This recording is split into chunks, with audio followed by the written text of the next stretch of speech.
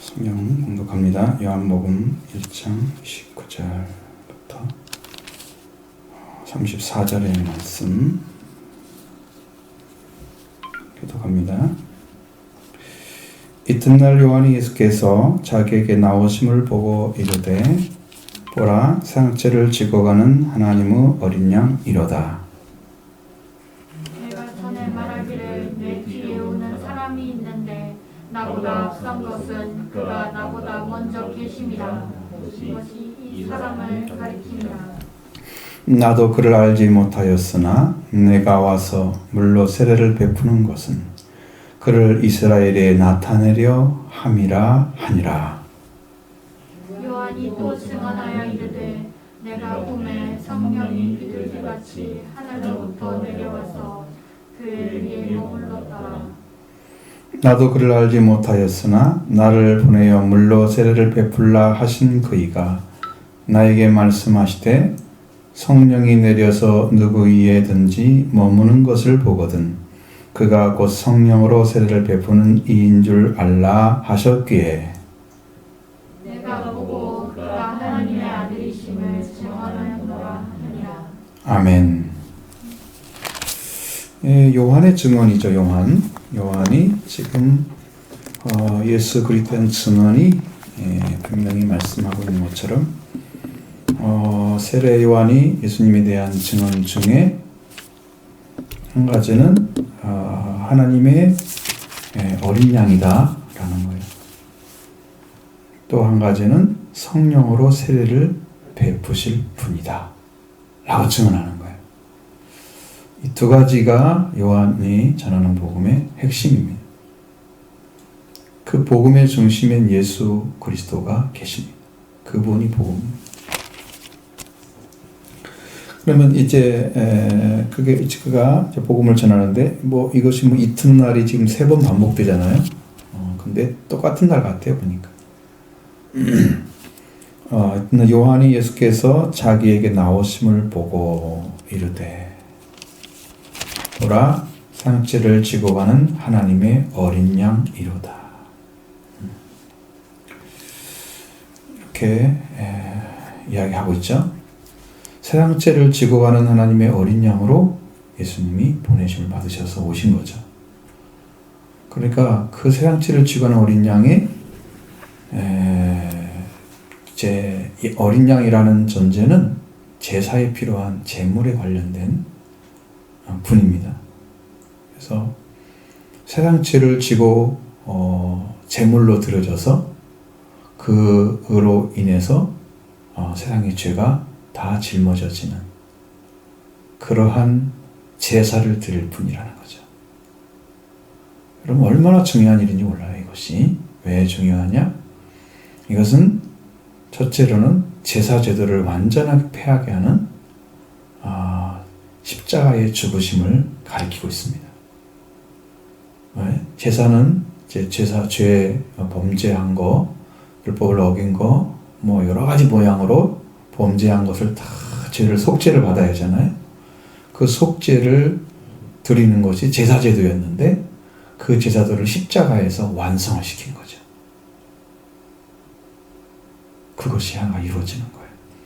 그 제사제도를 폐하는 거죠. 그럼 제사제도는 누구를 위해서 만들었느냐? 백성들을 위해서 만들었어요. 그러나 이제 완전한 제도가 아니기 때문에 이 제도는 보완할 필요가 있었던 거죠. 완전하게 만들기 위해서 예수님이 완전하게 하러 만들어 오셨는데 그 제사를 십자가에서 완성시킴으로 인해서 더 이상 제사를 필요가 없게 만들어서 율법을 무효화시켜 버렸습니다. 완성하시기 때문에 필요가 없었던 거예요. 그것이 없었으면 그게 뭔가를 모르죠 우리가. 그런데 그게 있었기 때문에 완성시킨 것도 알 수가 있어요. 첫 번째는 제대로 완성시킨 거고 두 번째는 유월절이 완성된 겁니다. 사형죄를 지고 감으로 인해서 예수님이 우리를 위해서 피를 흘림으로써 죽어야 할 자를 죽지 않을 자로 바꿔주시는, 멸망을 받아야 할 대상이 멸망하지 않게 되는 그 은혜를 어린 양 해주심으로써 우리가 유월절이 완성되고 속죄와 부활을 우리가 있게 되죠. 그것이 있게 되는 게 우리 성도들의 기초예요. 성경에서 말씀하고 있는 복음의 핵심은 그의 이름으로 죄사함을 회개가 예전부터 모든 민족에게 전파되게 기록됐다는 거죠. 죄사함 얻게 하는 이 회개, 예수의 이름으로 이게 전해지는 것이 이게 복음의 핵심이란 말이에요. 바울도 십자가에 달린 못 박힌 예수 외에는 전하지 않기로 내가 작정했다고 하는 복음이 십자가 복음이 최고의 복음인 동시에 그 다음에 여러분에게 최저로 가장 시작할 때 처음에 들어야 할 복음인 거죠. 세상죄를 지고 하는 어린 양은 양으로서는 그게 제물로 바쳐지는 거예요. 그러면 예수님이 제물인 동시에 제사장이신 거죠. 여러분에게 대제사장으로서 그 대제사장은 있었잖아요. 큰 대제사장이잖아요. 큰 짝 하나 더 붙었어. 대제사장 위에 제사장이야. 그래서 제사장 제도도 완성시켜버린 거죠. 주님이. 그런 동시에 자기가 제물이 되어져서 피를 흘림으로 해서 인류의 죄를, 세상의 죄를 다 속죄해주는 속죄주로 주님이 완성시켜 놓으시고 여러분에게 이 복음을 주시는 거예요. 그 일을 하러 오셨다고 지금 증언해 주는 거예요. 여기에서. 여러분 소망이죠. 예수님은 소망이죠. 이 죄를 누가 감당을 해요? 여러분. 자, 어둠이라는 건 뭘 말하는 거예요? 보지 못하는 거잖아요. 볼 수가 없는 거죠. 어둠이라고 하는 것은. 여러분이 그리스도도 볼 줄 모르고 속죄도 뭔지 모르고 이게 어둠에 있는 거죠. 근데 어둠에 있는 자가 어디를 나와야 그걸 알 수 있겠어요? 빛으로 나와야죠. 그래서 그 어둠에 있는 자를 하나님께서 아들의 빛의 나라로 옮겨주시는 거예요. 그걸 옮기는 과정이 하나님의 능력이 나타나요. 그래서 여러분을 옮겨 놓으셨어요. 아직 안 맞았어요? 성경은 이미 다 놓았다 그러는데 여러분은 아직 안 맞았어요? 그러니까 이게 믿음의 차이인 거야. 이미 놓았다고 말씀하시는데 나는 아직 안 났다고 내가 믿고 있는 이게 뭘 얘기하는 거예요? 말씀대로 안 믿고 있는, 말씀대로 따라가지 않는, 되었다고 하는 것에도 된지 모르겠어요. 불신을 갖다 붙여놓는, 거기다가 필요 없는 믿음을 가지고 있는 거죠. 안 믿을 것도 믿고 있고, 믿을 것은 안 믿고 있고. 옮겨졌어요. 그럼 속죄를 예수님이 이뤘어요? 안 이뤘어요? 이루셨는데 여러분 안에도 이루어졌어요. 예수님을 믿으면. 근데 내 안에 지금 뭘 모르고 있어요? 이루어진 것을 모르고 있어요. 왜? 내가 그분의 은혜를 받으려고 열심히 찾아서 만나러 가지 않았기 때문에 그것이 그것인 줄 몰라요. 근데 여러분이 기도해서 그걸 알게 되면 주님은 이미 나를 속죄를 이루셨네 라고 고백을 해요. 그래서 뭘 고백하냐면 내가 그 이룬 속죄를 믿지 않은 것을 회개를 하는 거예요. 내가 잘못했습니다 하나님. 이미 예수님이 이루셨다고 그러는데 내가 안 이뤘다고 믿지 않고 내 믿음을 가지고 내 가짜 믿음이잖아요. 그건요. 성경은 이뤘다고 하는 믿음이 진짜 믿음이죠. 가짜 믿음 가지고 진짜를 지금 구박하고 있는 거야. 내 스스로. 불신을 가지고. 그러니까 주님에 대한 열심도 그를 바라보는 희망도 소망도 없어서 헤매고 다니는 그런 신앙으로 전락하는 거죠. 이미 주님은 이루셨는데 그걸 믿으시기 바랍니다. 그걸 믿는 것이 믿음인 거예요. 말씀대로 이루어진 걸 믿는 게 믿음이에요. 이 빛을 받아들여야 그 다음에 속죄가 오는 거예요. 이 말씀을 받아들여야 속죄가 오는 거예요. 빛 가운데로 들어가면 하나님은 빛이라. 우리 요한일서에 나오죠? 그 다음에 뭐가 되나요? 우리가 우리의 불의에서 우리의 모든 죄를 깨끗하게 하실 것이요. 그의 피로 그 아들이 참 성경을 안 읽으니까 잘 1장에서 보면 우리가 그에게서 듣고 너희에게 전하는 소식은 이것이니 하나님은 곧 빛이라. 5절이죠. 그에게는 어둠이 조금도 없다는 것이다. 만일 우리가 하나님과 사귐이 있고 어둠에 행하면 거짓말한 것은 진리를 행하지 아니함이거니와. 그럼 행한다고 하면 그가 빛 가운데 계신 것과 우리도 빛 가운데 행하면 우리가 서로 사귐이 있고 그 아들 예수의 피가 우리를 모든 죄에서 깨끗하게 하실 거예요. 그러니까 어둠에 있으면 죄를 사하는 게 아니고 못 사해. 빛으로 나오면 죄를 사해 주는 거야. 거꾸로 됐죠. 여러분은 지금 어둠에 있으니까 어둠에 죄를 사하고 끄집어 내는 줄 알았죠. 그러니까 지금 속죄 받으러 안 나오는 거잖아요. 빛으로 먼저 나와야 속죄가 이루어지는데 거꾸로 하고 있는 거예요. 지금 그 어둠에 있으면서 죄를 사하면 빛으로 나오는 줄 알고 있어요. 거꾸로 돼 있는 거죠. 분명히 아니죠. 이 말씀 아니잖아요. 그러니까 여러분 어둠 속에 있는 거기서 건져내서 우리를 속죄를 이루신 것도 우리 골로새서에서 말씀을 전해줬어요. 그런 성경이 여러 군데에서 우리에게 분명하게 증언해주고 있고 그 말씀을 믿는 게 여러분의 믿음인 것입니다.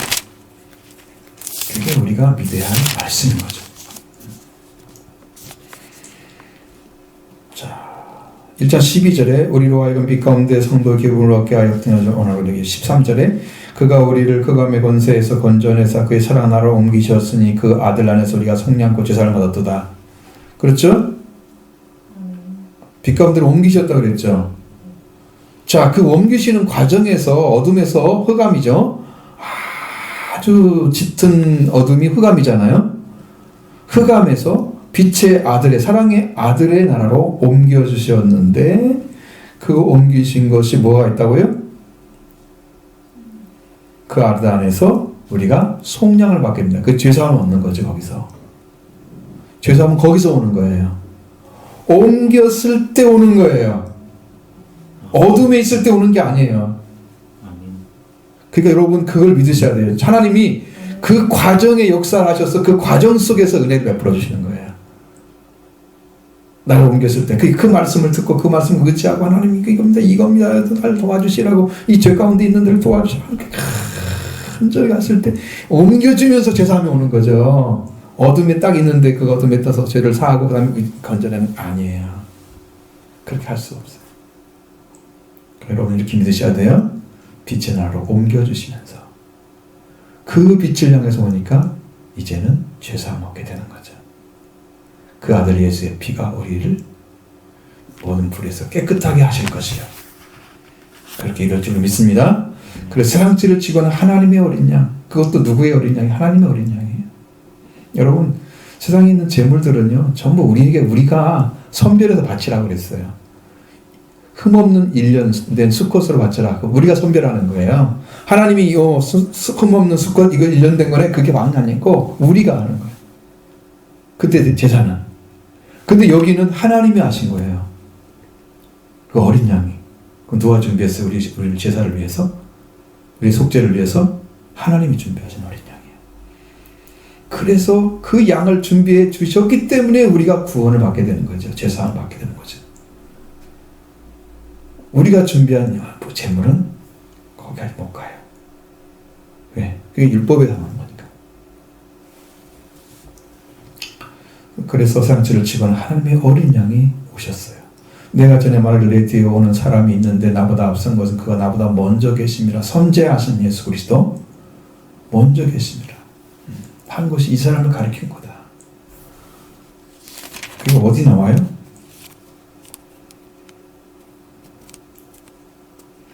(26절)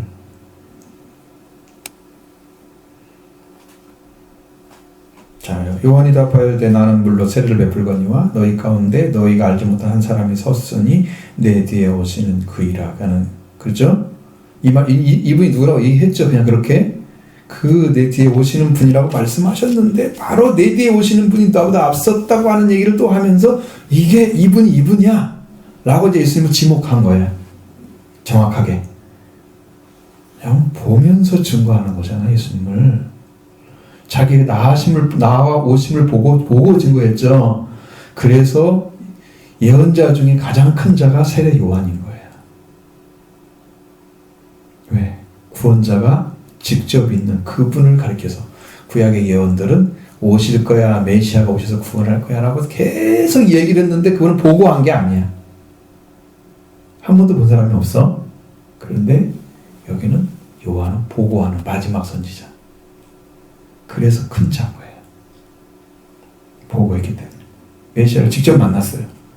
구약에 약속한 그분이 직접 오셔서 그 눈을 보고 이야기하는 거예요. 앞섰다, 나보다 앞섰다. 여러분, 사람이 예수님보다 세례 요한이 먼저 태어났겠죠. 성경대로 말하면 6개월 이상 먼저 태어났죠. 그러니까 형님이지, 오히려 친척이니까. 역시 나이로 따지면 6개월 형님이잖아. 근데 그보다 먼저 계신다고 그랬어. 그러니까 자기는 이 존재 자체가 사람인 거야. 그래서 나이로 따질 수가 없어. 먼저 계심에 대해서. 내가 6개월 태어나서 먼저 있는 게 아니야. 나보다 먼저 계신 거야. 그러면 그 말은 요한은 그분이 언제부터 계신가를 모르는 거예요. 그걸 말하려고 하는 거예요. 먼저 계셨단 말은 내가 태어나기 전에 이미 계셨다는 얘기잖아요. 나보다 먼저. 그러면 예수님이 계신지 언제인지를 모른다는 얘기죠. 육신이 태어나기 자기가 먼저 태어났는데 그 앞뒤가 안 맞잖아. 그럼 육신이 아니라는 얘기잖아, 이 말씀은. 그러나 예수님은 언제부터 계신지 모른다는 사실을 얘기하기 위해서 나보다 먼저 계셨다고 얘기하는 거예요. 그래서 여기 이제 두 번 반복되는 31절 나도 그를 알지 못하였으나 33절 나도 그를 알지 못하였으나. 여러분, 알지 못했는데 증언을 하는 거예요. 이건요, 아무나 할 수 있는 게 아니에요. 만약에 여러분들이 누구를 만났는데 하나님이 그걸 누구라고 얘기해줘? 저 사람은 이미 언제부터 어떻게 살았을 텐데 몇 년도에 태어나가지고 쭉 살아서 하나님이 세우는 자리까지 세워졌을 텐데 그 과정은 몰라. 그분이 세워진 것은. 그런데 그분이 그분이란 걸 알게 됐어. 하나님이 세운 자를 알게 됐어. 그러니까 그분이 어떤 분인가는 모르지만 하나님이 세운 것에 대해서는 인정을 하고 받아들인 거죠. 그게 알지 못하는 증언하는 사람은, 하나님께 받지 않는 사람들은 못하는 거예요.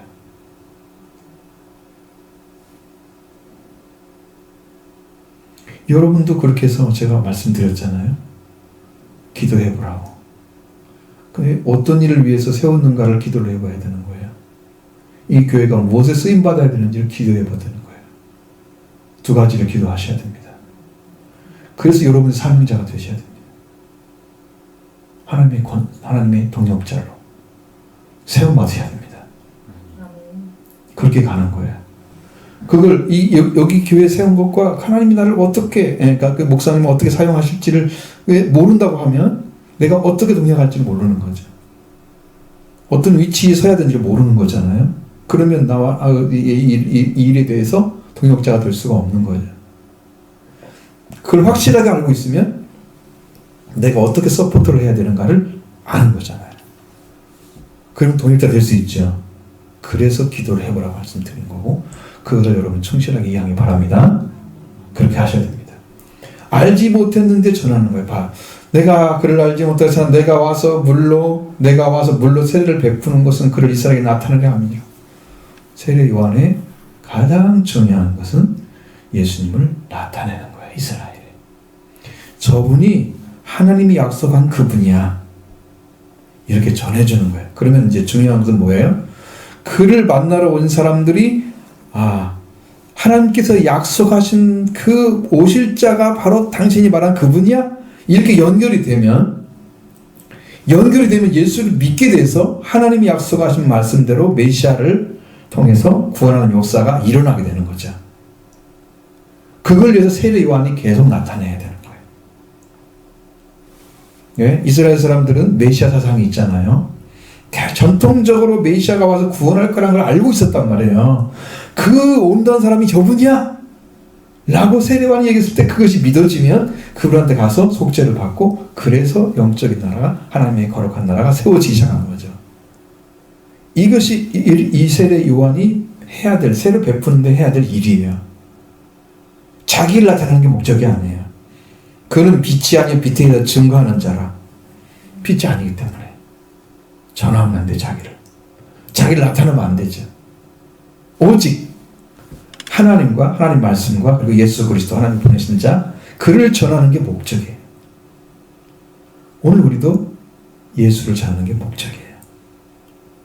그 예수님을 희망을 삼고 믿음으로 세워져서 여러분들이 다시 회복의 역사를 이뤄가고 하나님 뜻을 이루어가는데 필요한 일꾼으로 세워지는 거예요. 여기에 포커스가 맞춰져 있어요. 그렇게 들어가기 바랍니다. 요한이 또 증언하여 이르되 내가 보매 성령이 비둘기 같이 하늘을 벗어 내려와서 그 위에 머물렀더라. 뭘 봤어요? 그가 성령이 비둘기같이 하늘로 내려와서 그 위에 머무는 것을 요한이 봤단 말이에요. 언제 봤어요? 세례 베풀 때. 세례 베풀 때 봤잖아요. 여러분 성경에 몇 번 나오죠? 누가복음에도 나오고, 복음에 나오고, 마태복음에 나오고. 자, 요한이 세례를 받으러 오신 예수님께 세례를 베풀자 하늘에서 성령이 비둘기같이 내려와서 자기의 임하심을 보더니, 그랬죠? 그러니까 예수님이 그한테 세례를 받고 물에서 올라오실새 하늘에서 하늘문이 열리고 성령이 비둘기같이 자기의 내려오심을 봤다고 그랬어요. 그러니 성령으로 오신다고 하는 것을 세례 요한이 봤다는 것은 거짓말이 아닌 거죠. 확실하게 보고 증언한 거예요. 저도 이런 성령을 좀 봤으면 좋겠어요. 비둘기같이 내려오는 성령. 비같이 내려오는 성령은 봤는데 여기서 비둘기같이 내려오는 성령을 좀 보고 싶어요. 어떤 상태, 어떤 의미를 가졌는지, 그 능력이 어떤 건지. 진동하는 성령도 경험을 했는데 비둘기같이 내려왔어요. 그것을 세례 요한은 목격을 했다. 또 두 번째, 나도 그를 알지 못하였으나 나를 보내어 물로 세례를 베풀라 하신 그이가. 자, 또 있어요. 그러니까 예수 그리스도를 알지 못했지만 그것에 대해서 이제 예수님이 하나님께서 요한에게 어떤 말씀을 주거나 어떻게 말씀하셨다는 내용은 안 써있죠. 여기에는 그냥 앞에서 보면 뭐라고 되어 있습니까? 나는 선지자 이사야 말과 같이 주의 얘기를 곱게 하라고 광야에서 외친 자의 소리라고 자기가 말을 했잖아요. 그러니까 요한은 이미 자기가 어떤 자리에 서야 되는 걸 알고 있었던 거예요. 그럼 세례를 베푸는 목적이 뭐냐? 물로 세례를 주라. 앞에서도 물로 세례를 베푸는 것은 그를 이스라엘에 나타내는 게 목적이잖아요. 세례 자체가 목적이 아니에요. 세례 주는 게 목적이 아니에요. 물로 세례를 베풀라 하신 그이가 나에게 말씀하시되 성령이 누구 위에든지 머무는 것을 보거든 그가 성령으로 세례 베푸는 이인 줄 알라. 자, 그럼 세례 요한이 세례를 베풀려고 할 때에 예수 그리스도가 오셔서 성령 세례를 받았는데 거기에 성령이 임하여 오시게 되면 그것을 보는 그 사람이 요한이 발견한 사람은 딱 한 사람밖에 없잖아. 예수님밖에 없었거든요. 세례가 성령 세례까지 물세례 베풀면서 온 사람, 성령 세례 받은 사람 예수님 한 밖에 없으니까 너무 정확하게 알 수 있죠. 그래서 예수 그리스도 한 분인 것을 알았어요. 하나님께서 그렇게 명령하시니까. 그래서 그걸 보고 성령의 세례 분지를 알라 하셨기에 내가 보았다. 그리고 그가 하나님의 아들이심을 증언했다. 이제 세상죄를 지고 하는 어린 양이 누가 됐어요? 하나님의 아들. 여러분 이렇게 바뀌었어요. 세상죄를 지고 가는 하나님의 어린 양. 그분이 어떤 분이냐? 하나님의 아들이라고 하는 거죠.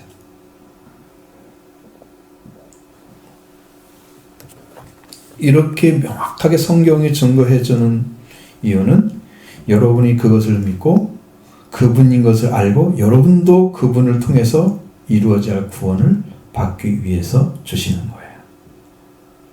그것이 목적이에요. 이스라엘을 왜 나타내요? 예수님을 이스라엘에 예수님이 죄사함을 주고 구원하시는 분임을 전하기 위해서, 그 능력을 가지고 일하심을 전하기 위해서. 그럼 쇠를 베풀어서 새양치를 찍어놓은 어린 양에게 가면 그 어린 양의 속죄의 능력을 사용하셔서 죄를 용서해 줄 거 아니에요? 용서받게 되죠? 그렇게 해서 죄사함을 주는 역사를 이루어 가시는 거죠. 그러기 위해서 지금 하고 있는 거예요. 그럼 요한도 알지 못하는 것을 지금 하고 있는 거예요. 왜? 하나님이 하라고 그랬단 말이에요. 그러니까 그분이 알지 못했지만 하나님께서 물세를 베풀라 하신 그분이 나에게 말씀하셨는데, 누구에든지 성령께서 내려오셔서 그에 머무는 것을 보면은 그가 성령으로 세례 베푸는 줄을 알라고 말씀해 주셨다. 그러니까 이미 세례 요한은 그가 오실 줄도 알고 있었고, 그 성령으로 세례 푸는 그것을 경험하는 분이 계실 것도 알고 있었다는 거예요. 그런데 정말 세례를 주고 있을 때 성령이 임하신 것을 자기 눈으로 보고 확실하게 알고 나서 하나님의 아들이라고 증언하는 거예요. 바로 하나님 보내신 자다. 왜? 그분만이 하나님이 약속하신 분이기 때문에 그분을 만나서 그분과 함께 여러분의 영적인 문제를 해결해야만 되는 거죠. 그래서 그분에게 여러분의 죄를 가지고 가셔야 됩니다. 모든 문제 다 가지고 가셔야 됩니다.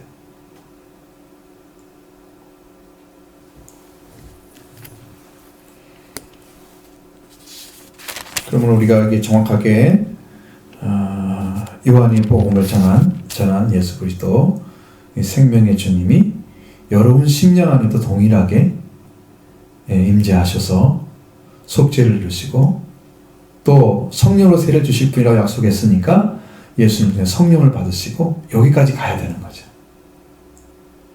그러면 세례 요한이 증거한 예수님이 우리한테 속죄를 주시고 성령을 주시는 분까지 되어져야 완전한 구원이 이루어져요.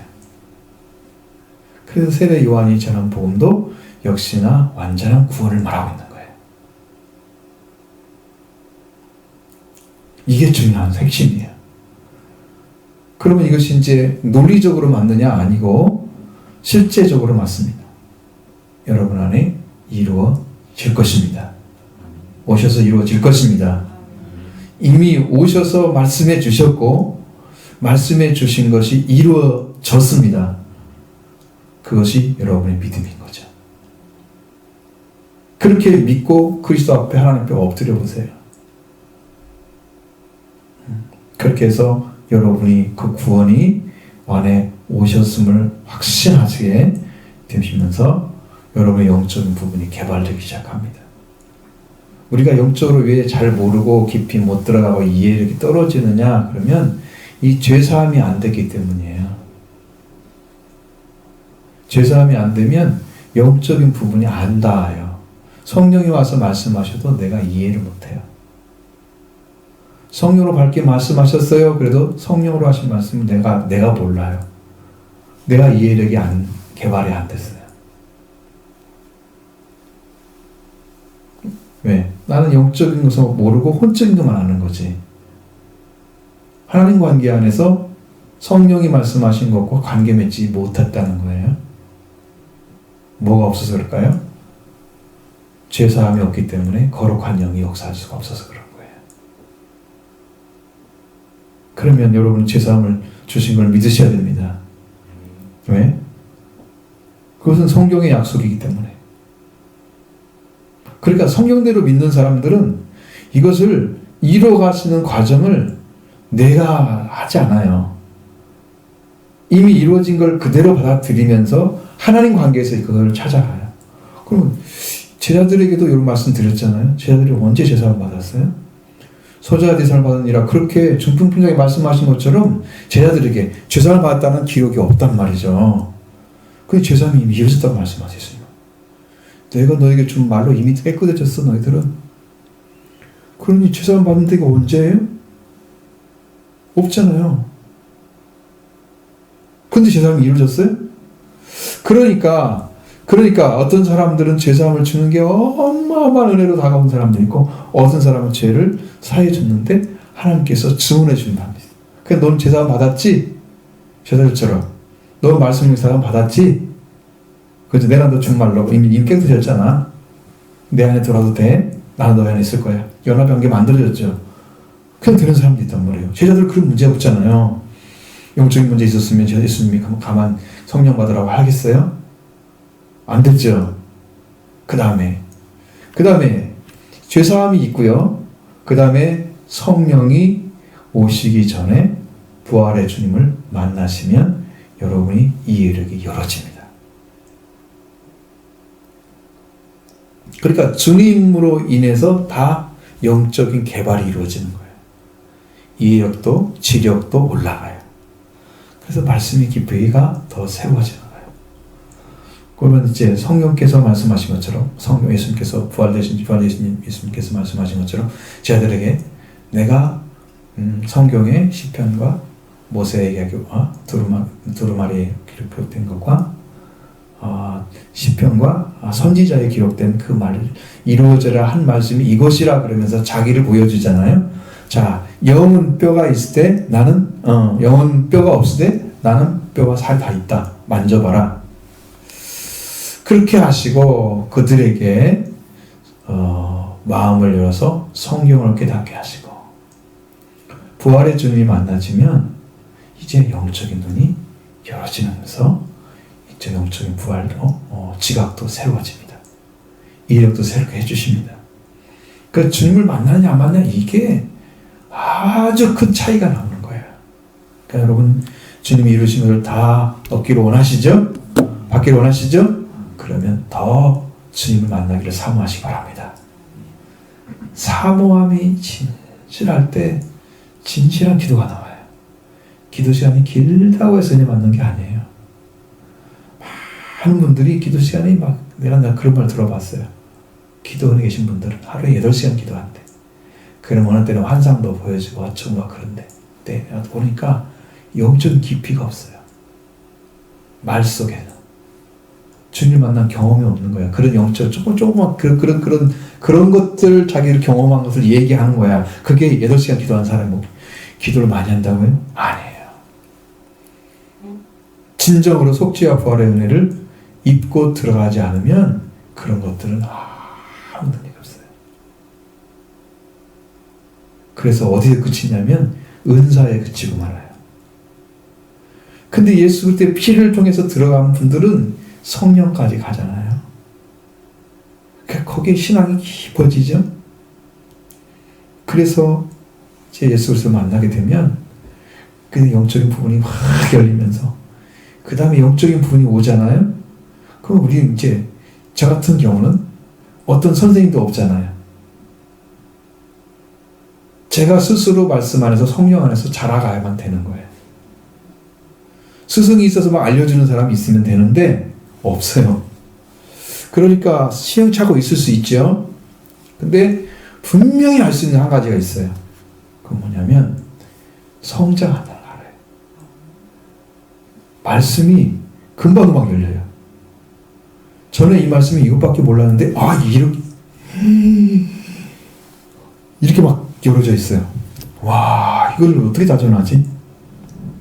그게 이해가 돼요. 말씀이 다 들어오는 거예요. 성장한다는 거예요. 넓이가 무한대예요. 아마 이렇게 되면 이제 성령이 더 강하게 역사하면 깊이도 무한되고 능력도 강력하게 나타날 거예요.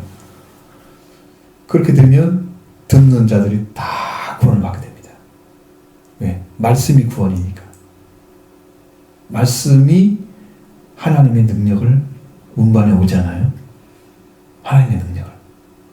말씀이 성령이라고 하신 것처럼 그 말씀을 통해서 다 이루어지고 그래서 그 구원의 역사가 일어나게 되는 거예요. 그게 달라요. 그러니까 여러분도 지금 이해가 잘 안 되고 믿어지지 않고 이런 것들은 주님을 사모하며 포커스를 맞춰 살아가 보세요.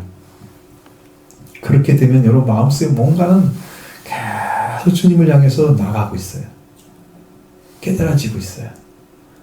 점점 나중에 이 시작은 점점 늦지만 여러분 성장은 기하급수로 성장합니다. 2, 4 적잖아요. 8 봐요. 얼마예요? 16, 32 보세요. 64, 128 그럼 올라가 516, 1024 이게 1기가잖아요. 이진법이잖아요. 이게 올라가요. 근데 기하급수로 올라가요. 어마어마하게 성장을 해버려요. 그래서 아무도 그 깊이를 깨달아 알 수 없어요. 왜? 성령께서 그렇게 가르쳐줘 버리니까 성경이 다 이해가 되는 거죠. 믿어지는 거죠. 능력이 되는 거죠.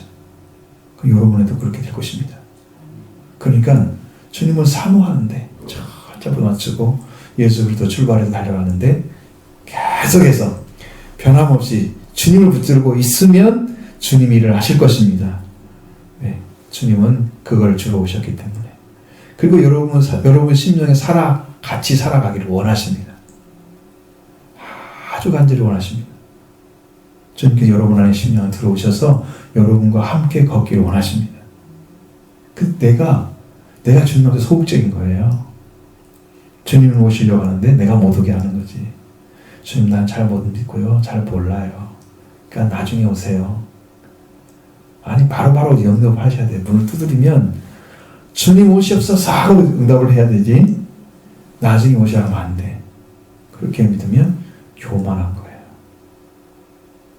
이건 내 집이야. 내가 너희 10년 안에 거할 거야. 그러고 오시는데 내가 오지 말라고.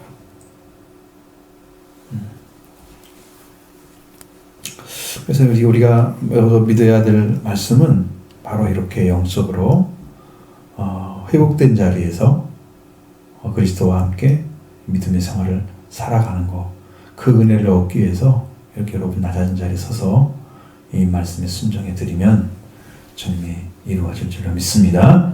우리한테 오셔서 이루어 주십니다. 분명한 길을 걷고 있습니다. 우리는 빈다간 길이 없습니다. 이 말씀대로 가는 거예요. 더딘 것은 아까 말씀드렸죠. 그리스도와 멀리 계시냐. 여러분 제가 분명히 말씀드리는 것은 뭐냐면 우리가 교회 초창기 때는 주님이 가까이 계셨어요. 2013년도까지. 그 뒤로 이렇게 멀어진 거예요. 그 영적인 것을 자꾸 이제 배제시키려고 사탄의 역사가 아주 심하게 일어나고 성도들도 막 그냥 하나님께서 내쫓아버리고 이런 일들이 막 벌어지고 그런 상황들을 경험을 했어요. 지금도 완전 회복이 안 일어났어요. 근데 이제 마음에서 주는 건 뭐냐면 계속해서 말씀하시는 거죠. 하나님께서 빨리 기도하자. 더 많은 시간 들여서. 왜? 성령을 받았으니까 이제 기도하면 되는 거거든요. 이제 그 문제 그렇게 하고 여러분과 같이 협조해서 동역자가 키워져서 교회가 하나님 뜻대로 인도받고 그 하나님 뜻을 이루어드는 교회로 성장해 가는 거예요. 여러분이 그걸 받아들이시고 그 다음에 순종하게 되면 여러분도 동역자가 될 줄로 믿습니다. 이렇게 함께 성장해 가기를 바랍니다.